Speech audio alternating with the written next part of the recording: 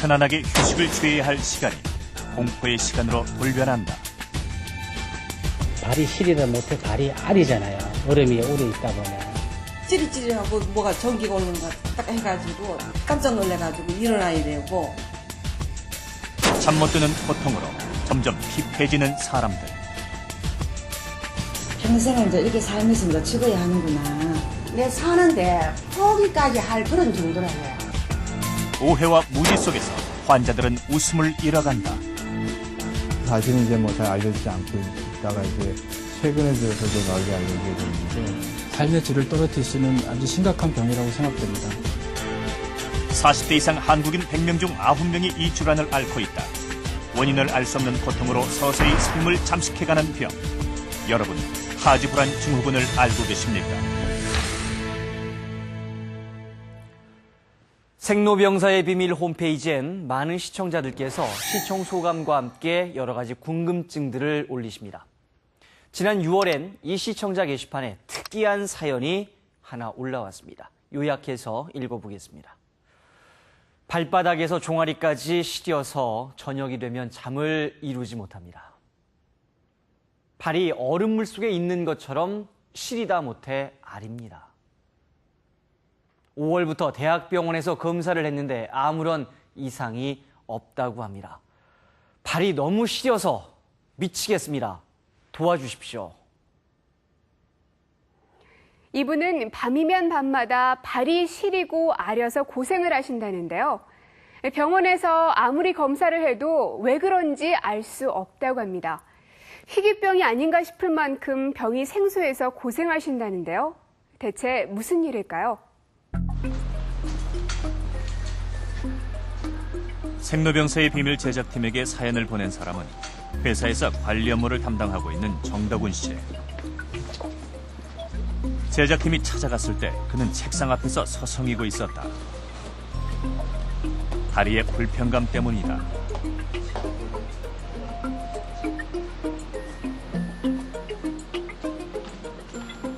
정덕훈 씨 자리에는 선풍기가 아닌 한겨울에나 쓰는 히터가 켜져 있다.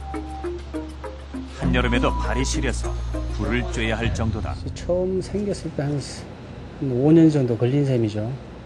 처음에는 이제 아무것도 몰랐었다가 별로 이제 대수롭지 않게 생각을 했었으니까 발이 땀이 나서 그냥 혈액순환이 안 돼서 발이 시렸구나. 그리고 땀이 나가지고 발이 시리는구나. 이렇게 막연하게 생각만 했었을 뿐이고 대수롭지 않게 생각했었으니까.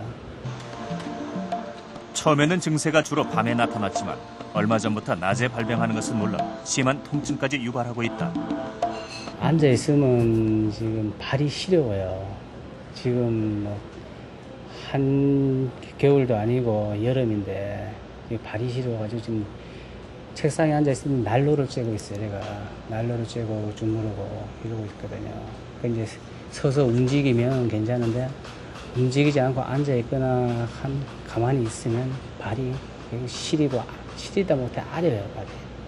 그 얼음 위에 그 맨발로 올라가 있는 느낌이 있지 않습니까? 올라가지고 발이 시리다 못해 발이 아리잖아요. 얼음 위에 오래 있다 보면. 그런 느낌이에요. 병원에서 검사를 받아봤지만 신경이나 근육, 혈관에는 이상이 없다. 이런 경우 흔히 의심하게 되는 디스크나 말초 신경염, 관절염의 영향이 아닌 것이다. 가장 불편한 점은 이제 한 곳에 오래 있지 못하니까 가만히 서 있거나 가만히 앉아 있거나 가만히 있지 못하거든요. 아파서. 이상한 것은 일어나서 다리를 움직이면 증세가 사라진다는 것이다. 그러나 자리에 돌아와 앉으면 증세가 다시 시작되고 난다. 발바닥 부분이 제일 심하고요. 발바닥에서부터 이제 심할 때는 종아리까지도 올라왔었고요. 이제 제일 힘든 때는 저녁에 이제 취침 전에 잠 이루기 전까지 그때가 제일 힘듭니다. 올해 들어서 고통이 최고조로 달해가지고 본인 자신이 괴로우니까 주위의 얘기를 들어보니까 쑥뜸이 또 도움이 된다는 얘기를 듣고 쑥뜸을 뜨는 것도 제가 봤는데 그 쑥뜸을 떠가지고 뭐 진물 나고 이런 고통도 제가 느끼는 걸 봤어요. 그 고통이 저희는 겪지 않았지만 본인은 무척 극심한 것 같더라고요. 아주 희귀병인 것 같아요. 병원에서도 이유를 알 수 없다는 이 병의 정체는 무엇일까? 제작팀은 수소문 끝에 얼마 전까지 정덕원 씨와 같은 증세를 앓았다는 또 한 사람을 만났다. 병원에서 자원봉사자로 일하는 최옥순 씨. 9시 5분부터 했다. 저는 이게 20년 동안 알면서도 이게 병이다 그런 생각을 전혀 안 했는데 그냥 이러다 낫겠지, 피곤하니까 그런가 보다, 몸이 안 좋으니까 그렇게 생각을 했었는데 지금은 너무너무 행복하고 좋아요. 좋고요. 20년 동안 굉장히 고생을 많이 했는데 특히 잠자려고 그럴 때 그래가지고 잠을 꼴딱꼴딱 새고 그랬었는데 지금은 너무 행복하니까 너무 좋은 것 같아요. 자원봉사자 중에서도 가장 열심히 일하고 낙천적인 최옥순 씨. 그녀가 웃음을 되찾은 건 비교적 최근의 일이다.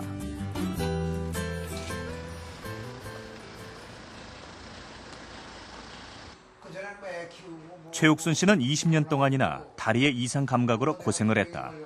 그녀 역시 처음에는 밤에 주로 증상이 나타났다.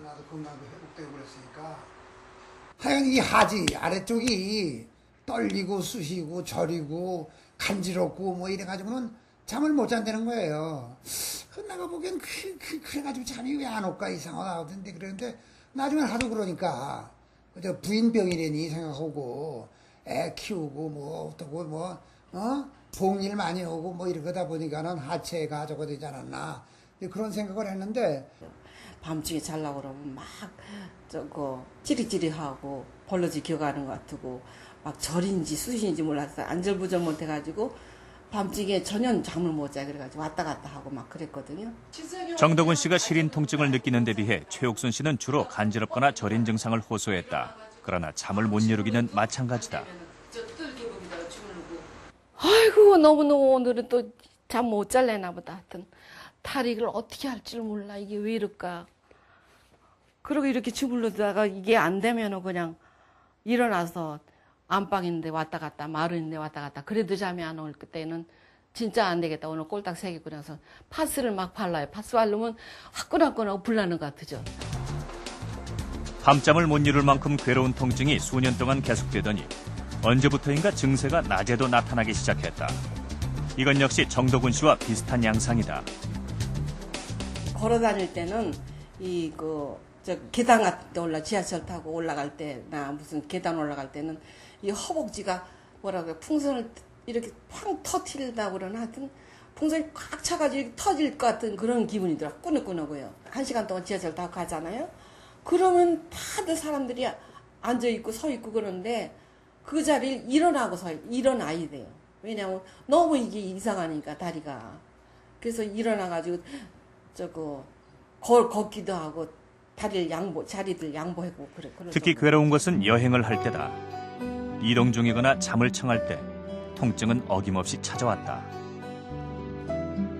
저는 그게 뭐 1, 2년 된 게 아니고 너무 오래된 거니까 내 체질상일로 뭐 이렇게 내가 좀 과로하고 뭐 신경을 많이 쓰고 그러면 신경성 일뭐 어떻게 됐나 보다 생각을 했죠. 우리 병이라 생각을 했었으면 뭐 가죠 병원에. 그런데 생각을 안 했죠. 하지불안 증후군을 찾아낸 것은 뜻밖에도 수면 클리닉이었다. 잠자리에서 더욱 심해지는 다리의 이상 통증이 의료진의 눈에 띈 것이다. 최옥순 환자분이 사실은 뭐 다리가 저리라든지 다리에 이상한 느낌이 있어서 오신 게 아니고 저한테 오실 때는 불면증 때문에 오셨었거든요. 근데 이제 불면증의 원인을 이제 찾아가는 과정에서 최옥순 환자분한테 하지불안 증후군이 있다는 걸 알게 됐어요. 이건 1945년에 이제 칼 에크보험이라는 사람이 처음으로 정의한 병인데요. 이제 그 후에도 사실은 이제 뭐 잘 알려지지 않고 있다가 이제 최근에 들어서 이제 널리 알려지게 됐는데. 하지불안 증후군은 지금까지도 원인과 치료법이 제대로 밝혀지지 않은 병이다. 진단 기준도 최근에야 정해졌다. 2003년 미국 국립보건원은 하지불안 증후군의 진단 기준을 발표했다. 즉 다리에 이상한